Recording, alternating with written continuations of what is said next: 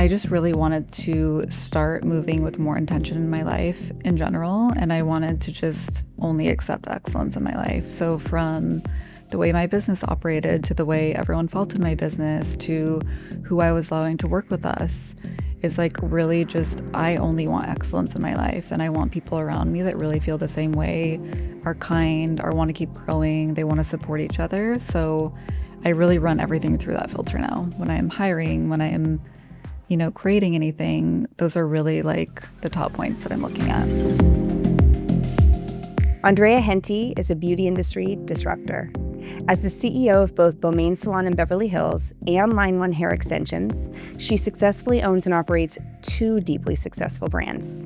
She's built the brand and culture of one of Southern California's most successful booth rental teams, turned a 6-figure investment into a 7-figure extension brand, and her obsession with the details has allowed her to stand out from any potential competitor in all that she does. During our time together, I had to ask her, you are the CEO of Bmain Salon and LineOne.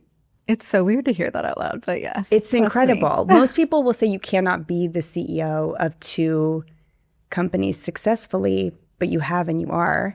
For those of us who don't know you well yet, can you give us a little bit of context? Tell us about Bmain, tell us about LineOne, just high level. So I've been in the industry now for 20 years, which is insane.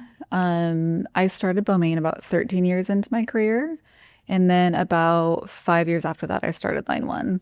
So they are like very complementary to each other as businesses, and I'm very passionate about both of them. I strangely wanted to start LineOne before I owned a salon, but it just made sense to open Bmain first, and it went really well. And just having a team and having a place for everyone to work and be happy and be successful is really rewarding to me. So I'm very thankful for that, and it has very organically, I would say, fed and helped me build LineOne. Tell us a little bit about Bmain. Where are you located? How big is the salon? What does it look like? Bmain is in Beverly Hills, California. We are about 3,600 square feet, and we have about 18 stations. And I have a little content room in the front now, which is great. Did you buy the salon as an existing space, or was it a shell and you converted it? It was quite the shell, and it was a historical building, which was not my best idea, but I love the building so much, and it is very unique.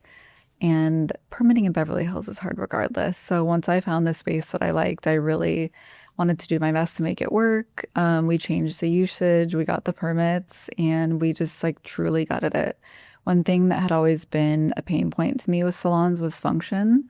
So I really wanted to invest in the plumbing and the lighting and make sure that everything functioned perfectly. The bathrooms were in the correct space of the salon that made sense. There was enough room for everyone to have storage, to just like operate really professionally. So it was definitely monetarily and emotionally draining, but it was worth it 100%. When you were looking for a space to open your salon, were you prioritizing square footage, location? What were the things you were keeping in mind? So many things really when you are, looking for a space that makes sense for you. I think location is super important, but I think you also have to think about parking. It's really such a thing, at least in LA, is parking and ease for your whole team to get in and out of on a daily basis, I think is important. So yeah, in the end, the space that I found, I actually hated it when I first found it because it wasn't right in like the super luxurious part of Beverly Hills. But the more that I kind of drove by it and went to visit it a few times and came from different areas, it ended up being the actual perfect space for a salon. How long did it take you from we found the amazing space, we're getting into the permitting process, to doors open? I would say realistically from like signing the lease to opening, 6 months if I'm correct. Wow. But we were there every day like lunatics. Yeah, of course. How did you have the confidence? I assume the rent in Beverly Hills is astronomical. How did you have the confidence to know we can cover this? I'm going to have a team. It's all going to work out financially.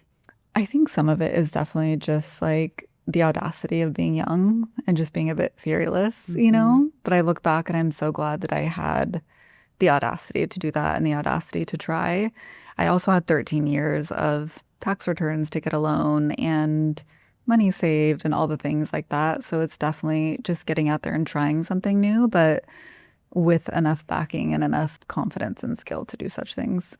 When you opened the doors officially, you're behind the chair, how many stylists did you have on your team? I think that we started with about 6. Wow. And how many do you have now? Now we have, gosh, I think 25 now, Incredible. maybe a little bit over 25. And everybody's a booth renter, correct? Correct. Who else works at Bmain other than the stylist? What does the rest of the team look like?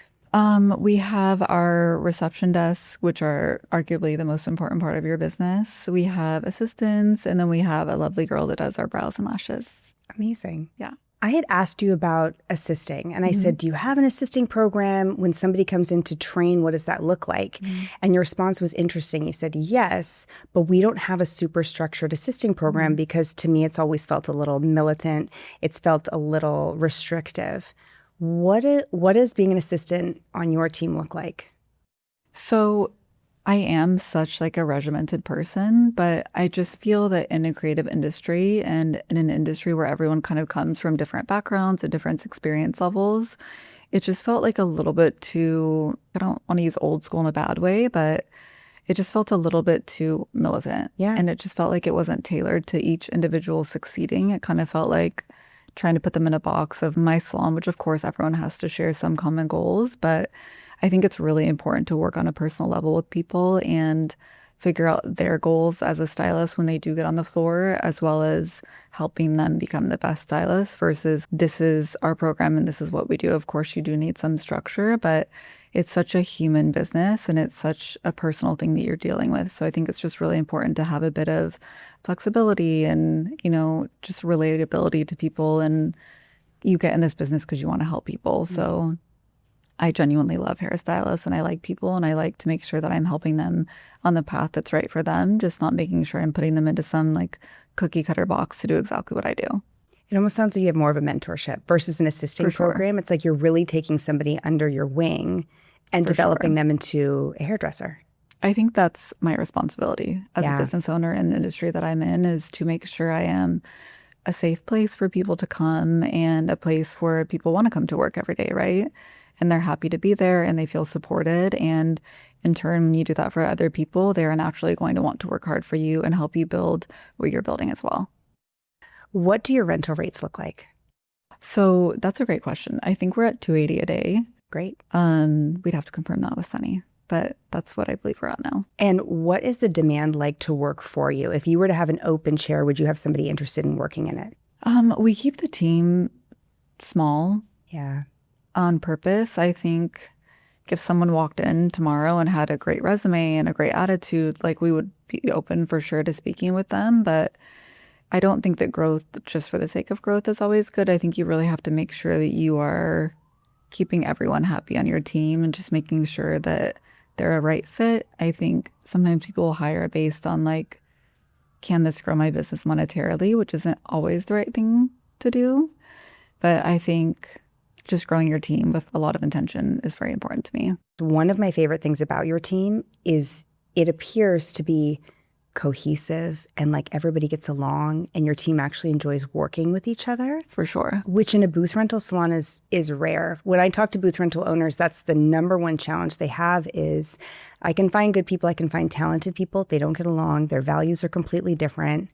How have you created what seems like a really seamless culture in your space? I think it always goes down to like what you accept in your life. So we recently redid Bmain almost a year ago, and I just really wanted to start moving with more intention in my life in general. And I wanted to just only accept excellence in my life. So from the way my business operated to the way everyone felt in my business to who I was allowing to work with us, is really just, I only want excellence in my life. And I want people around me that really feel the same way, are kind, or want to keep growing. They want to support each other. So I really run everything through that filter now. When I am hiring, when I am, creating anything, those are really like the top points that I'm looking at. What does your hiring process look like as a booth rental leader? Are you having them bring in a model? I'm certain there's a conversation that takes place, but are there any other criteria you're looking for? I think like the first thing I sift through is how they contacted me, what like the in-person contact was like with my team. Did they feel it was a good fit?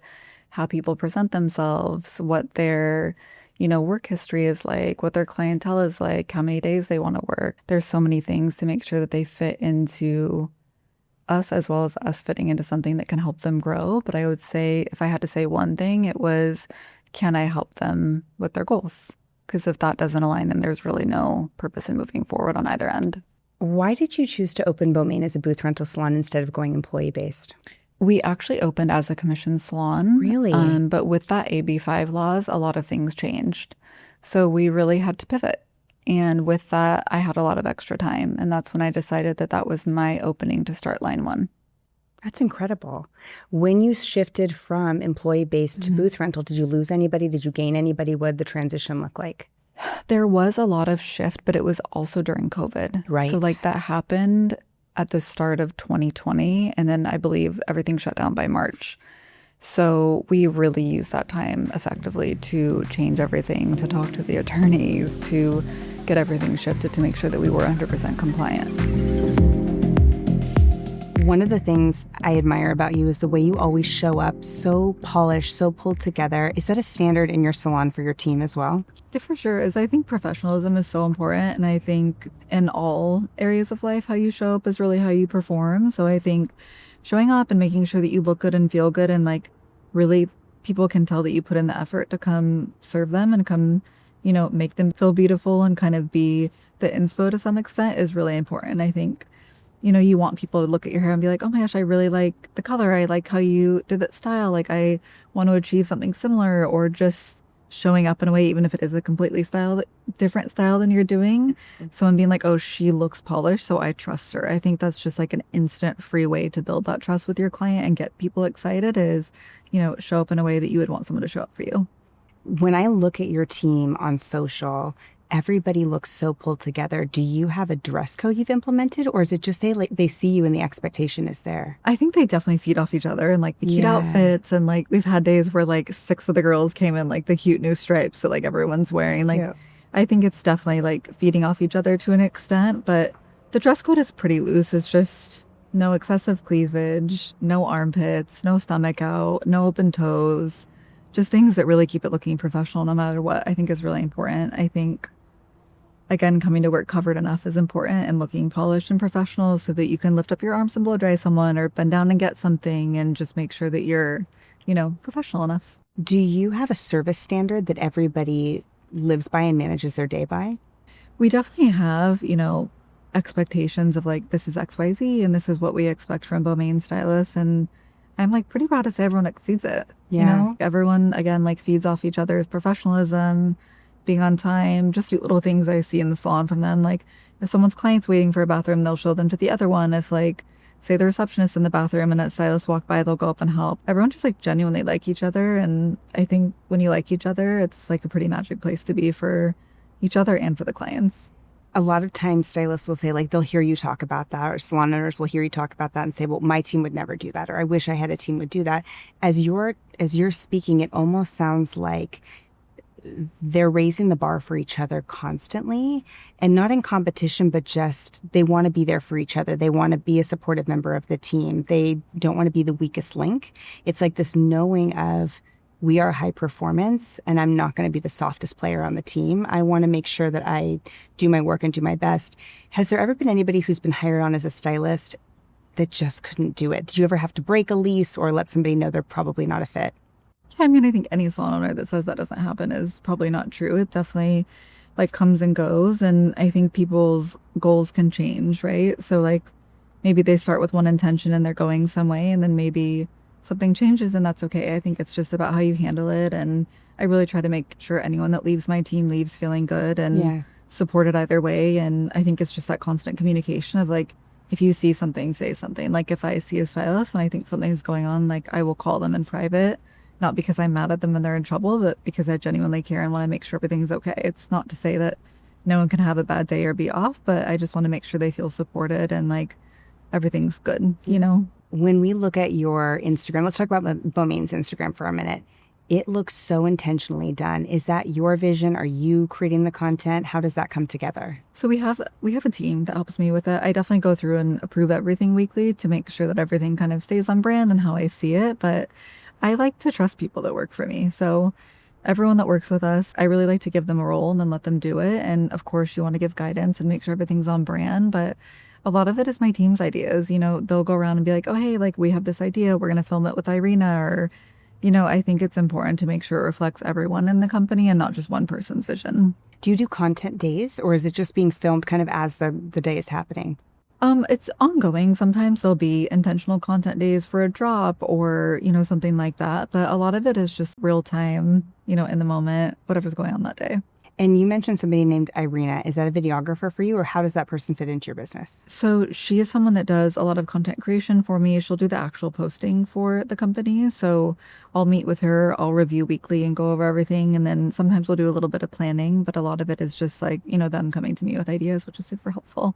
How have you gotten your team on board with being inspired around creating content? That's something I hear from leaders a lot too, is I would love to post more. I would love to share more. My team won't capture anything. Has that ever been a challenge for you? I think it's a little bit of a cop-out, if I'm honest. I think that you have to lead with example. So if you're there, you're looking great, you're taking content, I really doubt there's any stylist that'd be like, no, I'm not going to help you.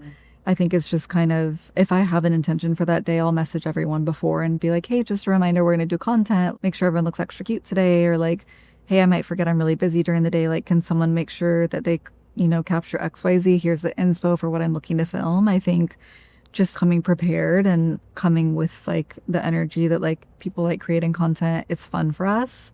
I think if you make it fun for your team and you're having fun, then people want to do it and then the content comes out good. Mm-hmm. But I think in general, any owner or hairstylist that said that, I think that there's probably like some other underlying issues, maybe not content creation, that needs to be addressed before you can like really crush the content creation.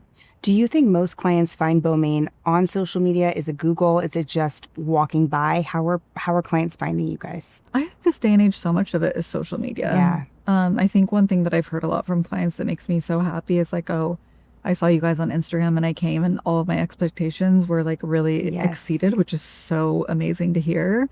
And I think that is because I wouldn't say we necessarily do content days. We're literally just capturing what's in the salon every day. So it's really just a genuine reflection of our team, which I think is super special.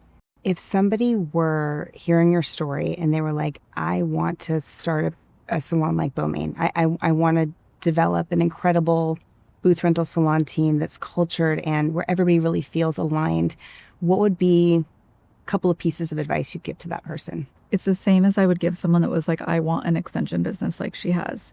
You already have all the clients in your chair already. So if you're a stylist and you want something like I built with Bmain, you already have the opportunity by hiring an assistant, pouring into them, and then having a chair for them to work with you. Everyone has the opportunity, and it's so small the way that you start it. But I think something important to remember is how you do one thing is how you do everything. So if you start with what you have right now, which is you're a hairstylist and you have an opportunity to help grow your assistant and you enjoy that and you do that successfully, then I would consider taking more steps towards your end goal. 2020 is also the turning point when you decided to develop LineOne. Tell us when you knew it was time, what your vision was at that time. When you were about to pull the trigger, where were you at mentally and what was the vision? So I think a lot of it is just Bmain being a bit stable. So we had been open for, I think, about 3 to 4 years then, and just really having enough money saved up, to be honest, to do it. So we started to launch, I would say like end of 2019 is when we started getting stuff together. 2020, like up until February, we were kind of like in the midst of, creating those relationships with manufacturers and, putting down payments on things. And then the world shut down. And I'm like, hey, so do you think we could just get like a delay on those payments? And they said, no, period. And if you don't pay by X date, we'll never work with you again. And I was like, cool. No pressure. So we literally emptied our whole life savings into that. And my husband was like, this better fucking work. I'm like, it's gonna go amazing. Don't worry. Like, I have a vision. This is gonna go so well. Like, don't worry. Of course it was stressful. Like, our whole existing business was changing. We were trying to start a new one. We didn't know how we were gonna do it, but it just all goes back to that kind of gut feeling, blind faith, and then like just getting up and working really hard every day. Can you put a dollar amount on around-ish what that big investment looked like? So I would say in the beginning, I feel like I spent like 10 grand immediately just on like branding, on licensing, trademarking, stuff like that. And I want to say within the first 3 months, around 100 grand, but I'd have to look back at the spreadsheets and see. Wow. How did you have so much faith in your vision you and your husband in partnership to say, like, we're going to take this leap of faith, we're going to do it? I just like don't really know. Like I think part of it is personality and part of it is just like what you think you're born to do. Like from when I was a little kid, I was like, I'm gonna do hair and own my own salon. Like I don't know where that came from. It's just like what I felt like I wanted to do. And I always felt really good doing it. I just like loved making women feel good and I loved being around my friends and I love everything about it. And I think that's what continues to bring me opportunities is that I just really love what I do. And I think when you have that energy about you, people want to be around that and want to be a part of it, which is really special. Did you see any way that LineOne was going to fail? No. And that's definitely been my detriment before is I just have such a dead set vision. And I think sometimes when things aren't working, you do have to let go of them. But LineOne and Bmain have always been like doing great, which is amazing. One of the things I admire most about LineOne is I consider it to be a disruptive brand, like in all the right ways. Was there anything from the beginning that you were like, we are going to do this different? Did you know from the start you weren't just going to find a hair distributor and start pumping out hair? You must have had some kind of different vision for what you wanted to do differently. First of all, that's very kind. Thank you. I think it just goes back to that personal touch, right? So when I was just a hairstylist working at a salon for someone else, it just felt very impersonal. Like there was a 1-800 number you had to call and someone random would answer and you'd try to order something and maybe they'd be out, but they couldn't really suggest anything. And then they weren't there on the weekends and there just was like no personal aspect about it. And I'm like, okay, there has to be a way to do this differently. There has to be a way to like really be present and have options for people to talk to a real person, to get advice when they need it. Like when things are going wrong, no one was there for me and no one was really there to support me and help me and grow my business.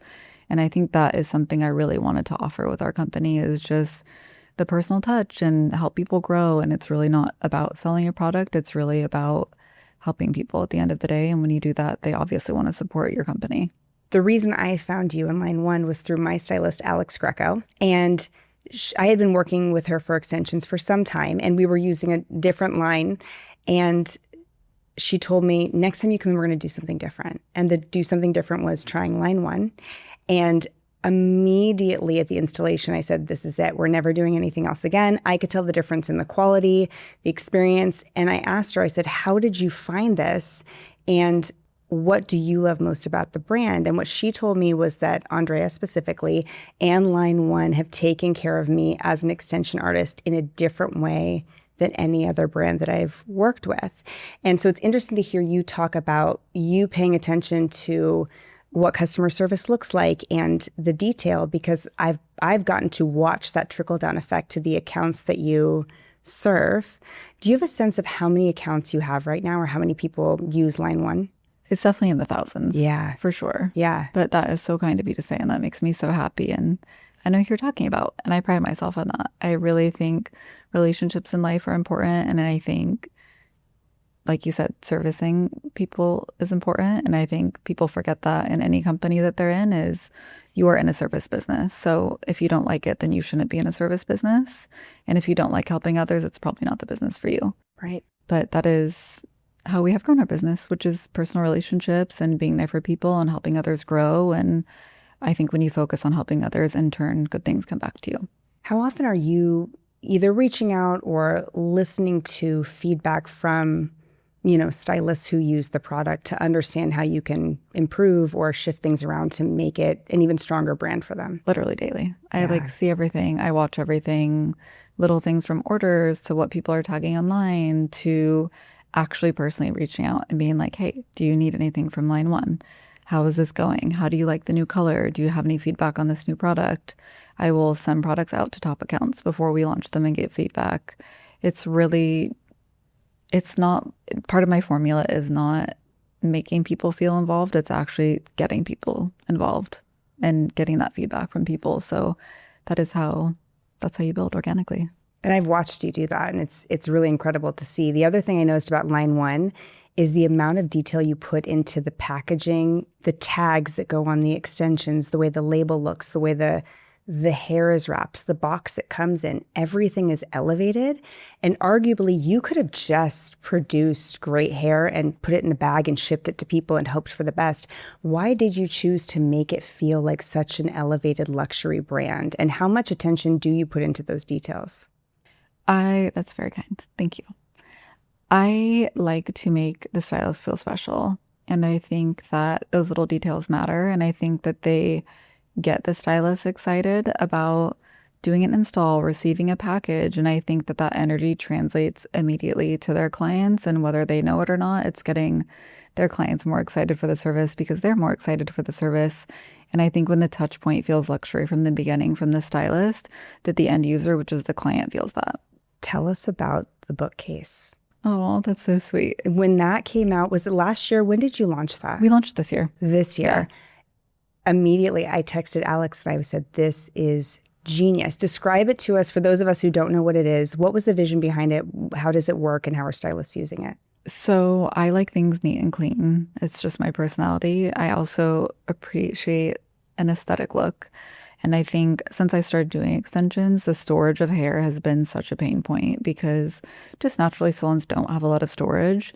And even if you do, there's really no nice way to store hair. It just kind of always ends up looking like a mess and gets creased. And I wanted it to be accessible and easy for stylists to reach for at the salon. I wanted it to feel exciting when they went to grab hair and not just kind of like rifling through like bags and banded hair. And it definitely took away from the luxury experience, at least for me personally. So I really wanted to create something that someone was proud to have on their station or style on their coffee table and really give the stylist a sense of like, okay, this is my stock hair, which I think is such a big overlooked point of being an extension artist is having stock hair in the salon. But the storage of it was definitely a pain point and something that I felt was holding people back from carrying stock hair. Tell us about why you feel like stock hair is so important and why stylists should prioritize it. It is just really the number one thing. And I say it all the time. Since I started doing it, I invested a large amount into having it on hand. And almost every client, I found myself needing it, whether they came in and they had washed their hair a few times and maybe the color that I matched changed a little, or they pivoted last minute and wanted 22-inch hair, which does happen sometimes. People will change their mind, or maybe they wanted 18-inch, or they needed a little bit darker. You needed one more bundle. And I felt that part. It happened to me one time where I was doing an extension client and I ran out of hair and I had to have them come back. And I'm like, it just doesn't feel like a luxury experience anymore. It felt like I was underprepared and it stressed me out. And it took something that was meant to be a luxury experience and a really nice time to like, oh, can you come back? I'm so sorry. Like, I didn't know I need that much hair. So it's really just about alleviating those problems for stylists and helping them feel prepared and have the tools they need, and not just have the tools they need, but have it be like part of a luxury experience for them as well. There's a Ritz-Carlton philosophy, and I feel like you're living it, and it's to be prepared for even the unexpressed wishes of your guests. And it's that wow factor of I'm making a pivot or something has changed and you still have me covered. And that is luxury. And the way that you are moving in your business, it really does make an impact for people. When you talk about having stock hair, how much should a stylist consider having? Do they need to have every color, every length, or are there specific SKUs they should lean into? Like when they're starting to build there, that's a really how would great someone question. Get started? I would always tell the stylist when they come to me with those similar questions are everyone has an order history. Usually the order history is really similar because it's to their clientele, the colors they do. So I just always say, look through your order history, get your most common colors and those 2 different lengths, and just kind of go from there. Like I'd much rather them invest into the colors they always use and have 1 or 2 bundles of those in different lengths versus 1 of each color. I myself personally in my bookcases at the salon keep 1 of each color and each length, and I reach for them every day. Every single day I'm in the salon, I end up using them because I have to pivot a little bit. And I order my hair from the office just like any other stylist, but sometimes you just need something different than you thought you wouldn't. And I just really like having it there and being prepared. Can you tell us a little bit about the Summer Supper Club? Of course. Watching that roll out, I watched it on Instagram and I was glued to watching the stories that you shared and that stylists who got a chance to attend shared. What was your vision behind that? Explain to us what it was. I think I just really wanted to bring back that like old school connection. I feel like everyone's always on their phone and everything's kind of about like social media or like brand events, and I didn't really want it to feel like a brand event. I really wanted it to feel like these stylists were being reached out to by me personally and being invited to my home where I made them dinner. And it really was that simple. There really wasn't much more thought behind it than that. I just really wanted people to come and feel loved about and cared about and special. And I feel like cooking for me is a way that I show love. And I think inviting someone into your home is really personal. And I didn't want it to be about hair or the industry or anything like that. I just wanted people to come and have a good time and meet each other in person and just get to chill and have like a really nice evening. And I want to be clear, you cooked the meal. Me and my best friend that are sitting up there cooked everything from scratch. I saw the homemade cake. It was like next level. And you could have hired an incredible caterer and taken that approach, and it would have been fine too. But the way that people felt would have been totally different. And it was just very clear that your intention behind it was to have a human connection with those that you work with and kind of like show gratitude and appreciation. And to what you said, have it not be about the hair and have it be about the human, the connection, the appreciation. For sure. And you nailed it. It was incredible. It's so sweet. It was honestly like so much fun. We had a great time, even though we were up at 2:30 in the morning switching the pot roast. It's half the fun. Do you think you'll do something like that again? For sure. I think that we'll do at least one more this year. And then I think they just have to be intentionally rolled out because they are obviously a lot of work. But we had a great time and we would definitely love to do them again. How did you decide who was getting an invite? It was really just the people that are supporting the brand the most, if I'm super honest. And that's who I wanted to give back to. Let's talk about LineOne hair care. What was it like developing those products? How long did it take? How many products do you have in the line? We have 5 now. 5. Yeah. Okay. How long did it take? And did you go through a chemist? What was that process like? It was really grueling. I'm not going to lie. Yeah. I would not want to be an exclusive hair care company. We went through, I want to say, a year and a half with one chemist. It went amazing. And then I got the product. It was perfect. It was exactly what I wanted. And they were manufacturing it. And I said, oh, it ran out. I actually just need more to use in my salon. So can you just send me more? And it was in this stability testing at the time. And so they sent me more and I got it. And it was literally like spraying Elmer's glue in someone's hair. And so I emailed them and I'm like, hey, can we get on a call quickly? They got on the call. I said, I don't know what's going on, but this is not the product that you guys had previously given me. And they said, oh, well, it's in stability testing right there. It's a 90-day stability testing. I'm like, okay, well, when were you going to test that in the 90 days? Because the product is not right. So we need to stop and then we need to, iterate it and keep going. And it just felt very unorganized. And they were a company that was great until they weren't. And so I decided to pull it and start with a new company because it felt unorganized and like there was no one overseeing my products. So it really has run at a loss because we've gone through, different chemists to get it right. And again, it's not my personality to launch something that's not something that is like really needed in the market. So unless it's perfect, we're not going to put it out. And I finally got it perfect. And unfortunately, to get really beautiful custom packaging is just the MOQ is too high. And so you can't always have everything you want. So my wet products are perfect. I love them. Would I like different packaging? Yes. Could we afford it? And did we have storage for the warehouse at the time? No. So, you kind of like just have to pick and choose your battles sometimes. And I picked product performance. I really appreciate your transparency on that. I talk to a lot of people who think, I'm ready to scale, I'm going to develop a product. And it's probably the most challenging path that you could choose. Yes. It's expensive, it's time consuming. To what you said, working with the chemists is really tricky. So thank you for sharing that in such transparency. Of course. Tell us about what the LineOne team looks like. Is there crossover between the Bmain team and the LineOne team? I would say the biggest crossover in my teams are definitely the educators. Yeah. So it's like always so flattering when people reach out and they want to be a part of the LineOne education team. One, I don't need that many educators because my girls just love to be busy, but all of our LineOne educators are actually Bmain stylists that are with me full time in the salon and in the office multiple times a week. And that is really how I keep everything so tight, and me making sure that even though our educators are flying out all over the US, they're basically me because they're with me all day in the salon, which is really important to me. And that's how we've really grown our education line. So I never want people not to feel included or not to be involved in the brand more than they want. But I do really keep our education team tight because I need to see them so much. So whenever people reach out and they want to be more involved, there's always more ways to be involved with LineOne, but it's not generally by educating with us. I really love your approach. It's unique. I've never heard anybody do it this way before, but I have heard booth renters say, I wish there was more room to grow at my salon. But when you have a rental business, there's only so much promotion you can do. Mm-hmm. But you have given this opportunity for some members of your team who are a right fit to take on more, to advance their career while supporting your other brand at the same time. I think it's genius. That's so sweet. Thank you. Why didn't you put a certification in place with LineOne? You know how a lot of extension companies will say, well, if you'd like to get our hair, you can, but you have to kind of do this, that, and the other thing before we'll distribute it with you. I think it's just really limiting on people because, one, I feel like it's not super inclusive. And I think that you immediately exile a lot of people that either can't afford it or have already done other training. And I feel like I really wanted to feel like you are welcome here kind of vibe when you come to LineOne, and everyone is welcome, whether they're a beginner, whether they're advanced.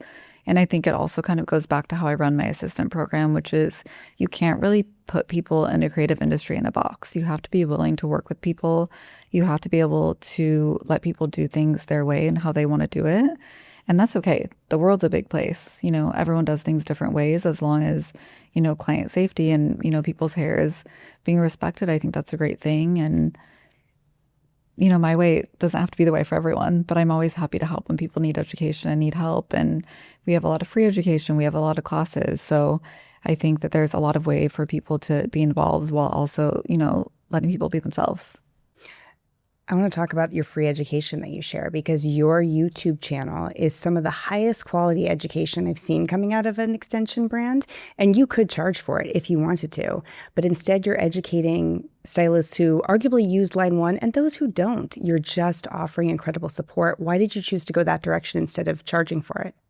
I think that being of service to others is something that's super important to me. And I think, you know, you have to be able to give if you want people to support your brand. So like, yes, people might go on my YouTube and use it to even teach for other brands, but you can't control everyone. And I think that the majority of the people that go on and use my education are supporting my brand and do just need those other details to get to the next level with their, you know, with their careers. And I think even if you come to a class, you really need somewhere to go back to really revisit some of those details. You can only absorb so much in person. And every other company just feels like a little secretive about how they do things. And I feel like I want to help people. I genuinely just want to help people get better at what they do and feel confident behind the chair. For somebody who is just getting started with extensions, what advice would you give them? I think the biggest advice is you would never go to beauty school after one day and then go home and try to do a haircut. I think people see someone like me or someone that does extensions and they think they're going to go take one class and be an extension expert, and it's just not the case. Like, you need to put in the time with anything that you want to be really good at. And I think doing models, doing a doll head, like, you have to put in the time. Anything that I have succeeded at, I have blood, sweat, and tears to prove that I got there and to put in the time. So I think it just goes back to learning something new. You have to have a plan after you take the class, which at our classes, I usually tell people, like, go home and immediately do 5 models within the first 2 weeks. Do them for free. You can't just learn something new and charge people. You have to really be willing to put in the work. And it is like testing. You have to have the clients come back. You have to see how you take them out. You have to get your setup down. You really need to put in the work, whether it's going in and shadowing someone that does that, whether it's like just sitting at home like I did with a doll head and figuring it out. You just have to put in the work if you want to be good at something. I want to talk a little bit more about taking models. I completely agree. Somebody who is learning to do extensions, should they charge the guest for just the hair? Should they eat that cost? What's your opinion on that? I think it's definitely down to like what you want to do. I think you can definitely find models that want to pay for the hair if that's what you're looking for. And whether they be your friends or whatnot, it's just also a good reminder to new stylists that you genuinely have your whole extension clientele already on your books. They're your haircuts, your hair colors, your blowouts. I think, you know, maybe picking 10 people that are your top clients that maybe have sent you people in the past to maybe not do a full transformation on, which I would never recommend to someone in the beginning, by the way. But maybe you're just filling in the sides on a few of those clients and really just getting your setup down, your application down, the removal down, the styling down, the cutting down on those 10 clients, and then going from there would be the number one top advice, because the number one mistake I feel new extension artists making are doing big transformations in the beginning, which is just the most surefire way to hate what you're doing and to be overwhelmed and to have it not go well the first time. Just really focusing on those volume sets and filling in the sides on the clients you already have on your haircuts or colors will get you so far. Do you have pricing suggestions for those who use LineOne? Like I've noticed that some extension brands will say, and when you're charging for, such and such method, you always want to start at $900 or $1,200 for an install. But in reality, it really does vary so much based on experience and location and all of these different things. Do you have a pricing scale you suggest? We have a super clear pricing scale that is broken down on an online guide for anyone that has an account with us that they can easily access. They can also easily reach out to any of the educators if they are taking the class to find that guide. But definitely pricing is so important and making sure that you understand that from day one. I would much rather have someone see our pricing guide and take just models until they feel like their skill level is really there, and then following the pricing guide and building their career and bettering themselves and charging what they should be.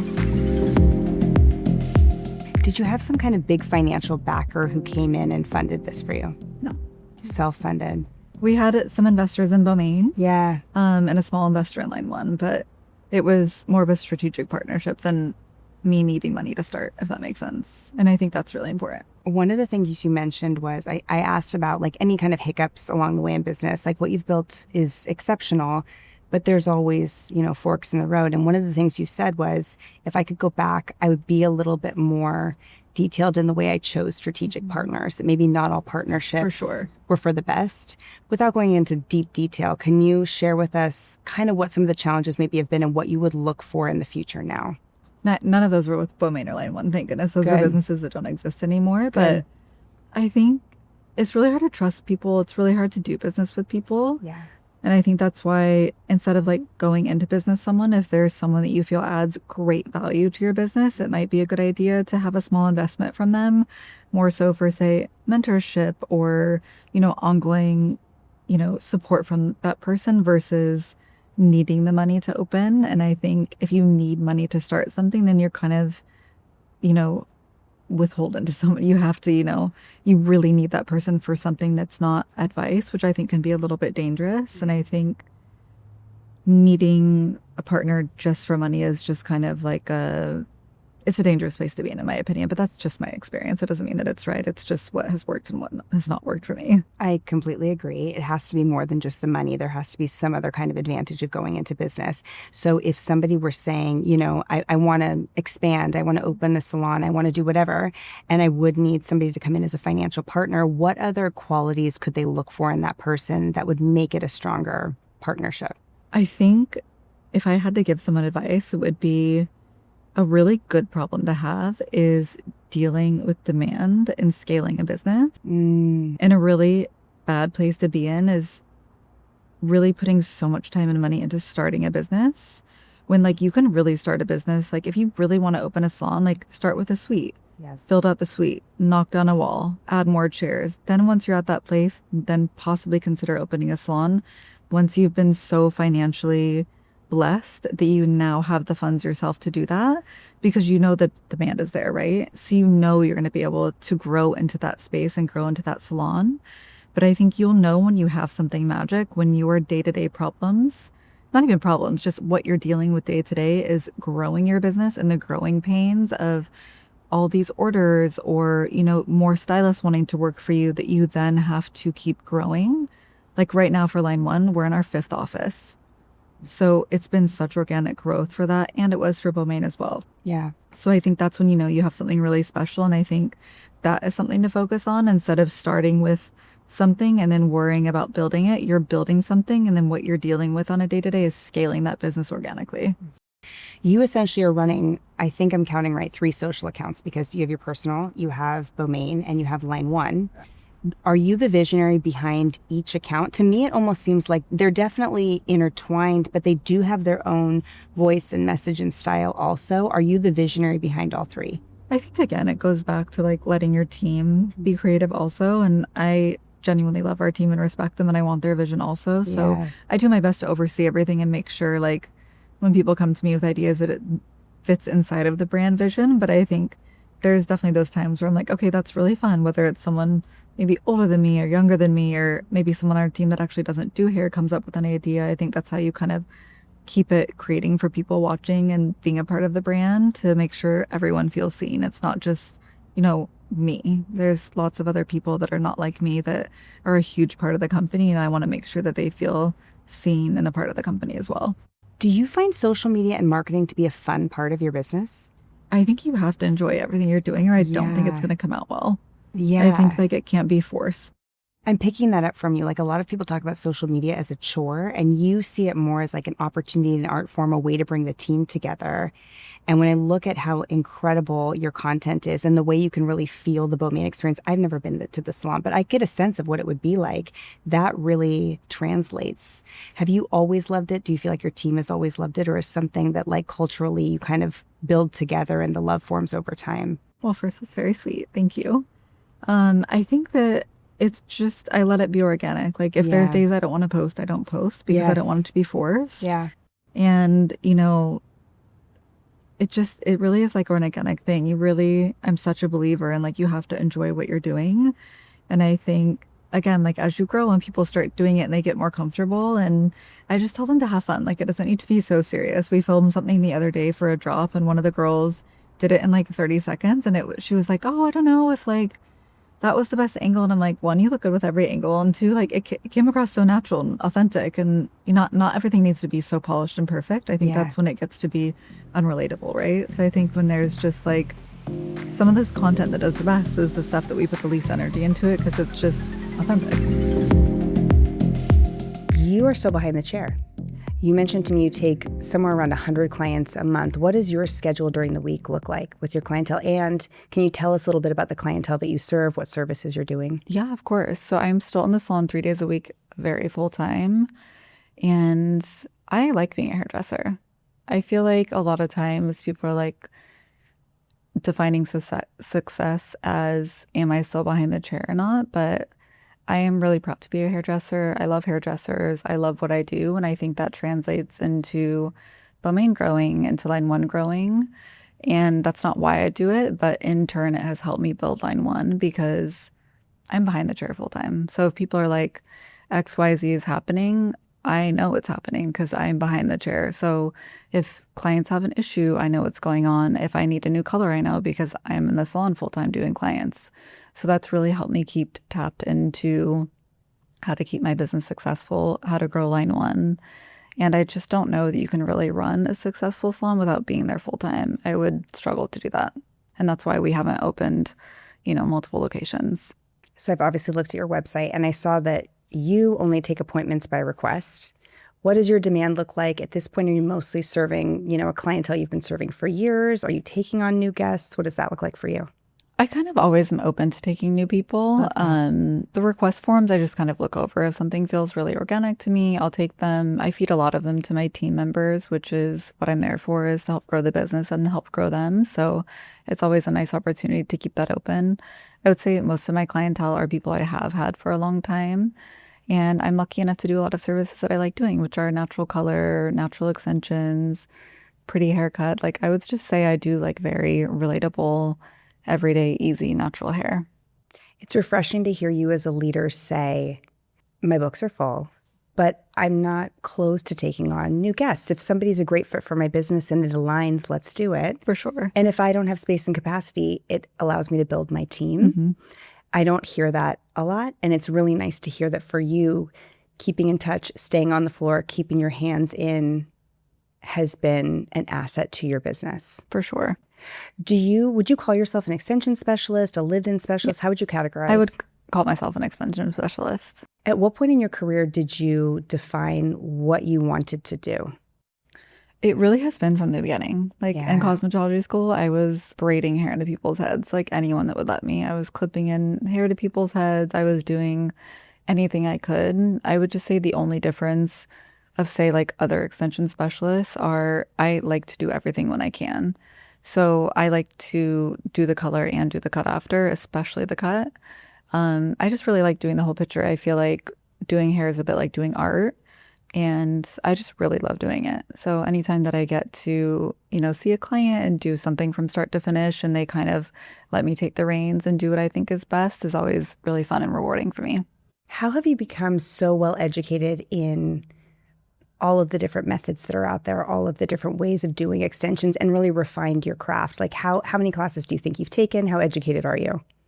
I think it's always like those questions that people ask. There's really no simple answer. Like Yeah. I have been working since I was, I don't even know, like 14 for over 40 hours a week doing this exact same thing. So it's really just like hard work and grit, honestly, and like trying new things. And it just all goes back to that same funnel that seems to work for me really well, which is just only accepting excellence into my life. So if I saw something and I feel like I didn't like how it was looking, or I didn't like how it was translating on camera or anything like that, I always reach out for help. I think some people go through life thinking other people don't want to help them, but I'm kind of the opposite. Like, I will always ask the question. I'm never afraid to ask questions. I'm never afraid to ask for help. If I see someone like Carly, like I'm sure she mentioned to you, she was one of the only people in the beginning putting out this gorgeous content onto social media. And I was like, I called her. I'm like, what are you doing? Like, it looks so good. Like, of course she's talented, but she had this knack of really translating it to camera and to education. And I was like, hey, like, can you come give my salon a class? Like, they're all really good at hair, but we're having a really hard time just translating it to camera. So I think just asking for help. And then she translated that into, I need to start an online business of educating. And she did, and she crushed it. So if you don't ask, you won't get. Staying curious is the key to success. I totally agree. And it's really interesting that both of your careers have skyrocketed simultaneously in different directions. And it's wonderful to hear how you complement each other. It really shows the power of like networking, friendship, support. And so what you said, reaching out for help and guidance when you need it. It's a huge component of any, I think, successful business owner. There's also like the other side of that. You also have to be willing to give, So like anytime Carly needs me, I'm there for her 100%. Like whether it benefits me or not, like if she asks something, she knows I'm going to be there for her.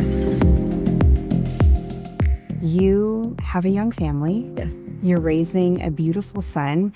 How do you find the balance of being a mom, being an amazing partner, and running two successful businesses? I think everyone has their own way of doing it. And I don't think my way is like the only way or the right way, but I would say I'm very pragmatic with my time and how I spend it. So when I'm home, I really try to be home and present and, plan super fun outings with my kids that make memories. And when I'm at work, I really try to be at work and like give my full attention to my team and what I'm doing. And again, just enjoying what I'm doing and making sure everything's aligning and feeling good. And of course, there's times where I miss my kids. And of course, there's times where I want to be at a shoot that I can't be at, that I'm on the phone with the girls and making sure everything's good. But I really just try to make sure that like in my heart, I feel balanced and feel happy with everything that's going on. Do you love and enjoy working? I love it. I could tell. It's fun. I feel purposeful with what I'm doing. I meet a lot of women in particular who are juggling young families like you and I, and they wonder how it can be done. And I do think that it's not for everybody to be like so business focused and so business first, but for some of us, like we really do love it. And I love being a mom, but I need to be involved in business all the time. And I really enjoy the work. You mentioned to me that like coming up, you might start working 6 days a week. Do you feel like you'll still find the balance? Like, you have to show up for your businesses and you'll still find the balance. I think when you have to hyper focus on a new project like that, you really have to be extra pragmatic with your time. So the times that I will work during those days will be based on, around my family life, of course. And I just think people that struggle with it, I always like to remind people both can exist. You can have a hobby and you can have a career. You can have a husband and you can have a career. You can have, kids and you can also be a good wife and you can be a good business owner and you can be there for your team. It's just setting healthy boundaries that are not rigid, because it's just not realistic when you're trying to do multiple things at once and also stay, a balanced, happy human for everyone. How does your husband fit in with this business that you have? He's really the best. He does so much, and he does like a lot of the behind the scenes stuff, and he's really so loved by our team, which is so sweet. And that means a lot to me. I think we've pretty much grown up together. We've been together for so long, and done so much together, and everyone's like, how does your marriage, survive that? And it's kind of like we were so like scared and had no idea what we were doing in the beginning. We kind of only had each other and really had to lean each other. And I think having someone that you can feel supported by and also support in turn and kind of figure things out together is so important. So he really does like all the stuff, if I'm being very honest, that I don't want to do. That's huge. Which is awesome because it's really hard to find someone, I think, in business that you can trust as much as yourself. Yeah. And I'm lucky that I have him and, of course, many other members of our team to make sure that stuff gets done. And I'm sure a lot of the time it feels like I'm, doing XYZ and it's so glamorous, but there is so much unglamorous stuff behind the scenes that has to get done and get done well in order to really scale a business properly. Can you tell us about some of that unglamorous stuff? Like, what are some of the things that people would be surprised to know go on behind the scenes of either of your businesses? The weekly meetings, which we do our best to make them fun, and I think we've excelled at that. Yeah.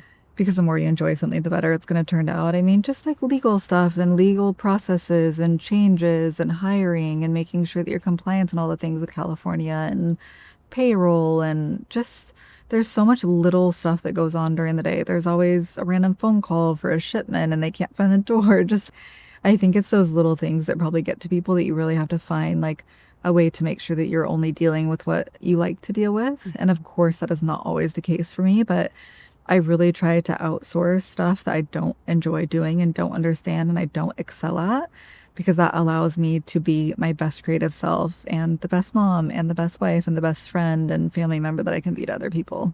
What do you think you excel at? Like, what is the magic you bring to your businesses? Would you call yourself the visionary? Do you think you're like the creative director? Like, I understand you're the CEO, but if you had to put your day-to-day role in a box, how would you describe it?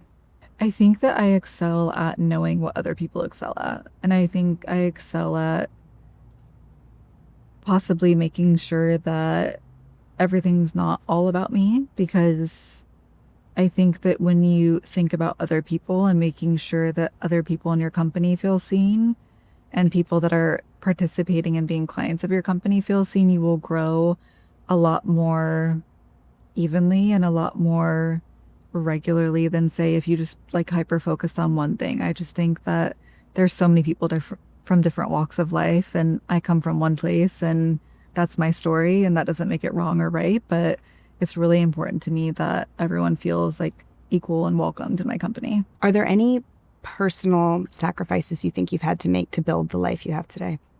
I think so. I think everyone makes sacrifices, but I think the like sacrifices I've had to make are maybe more in line with like what makes me happy in general, Yeah.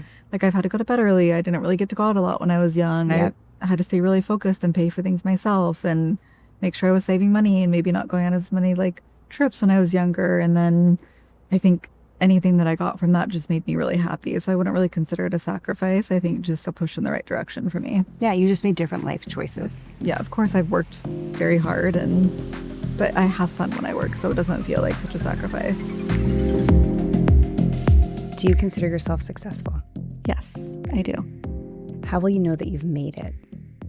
I feel like I've already made it. I have so much in my life that has nothing to do with financial success, which is an amazing team that I love to be around and I feel genuinely likes to be a part of what we're doing. I have a happy, healthy family, which is really the top priority.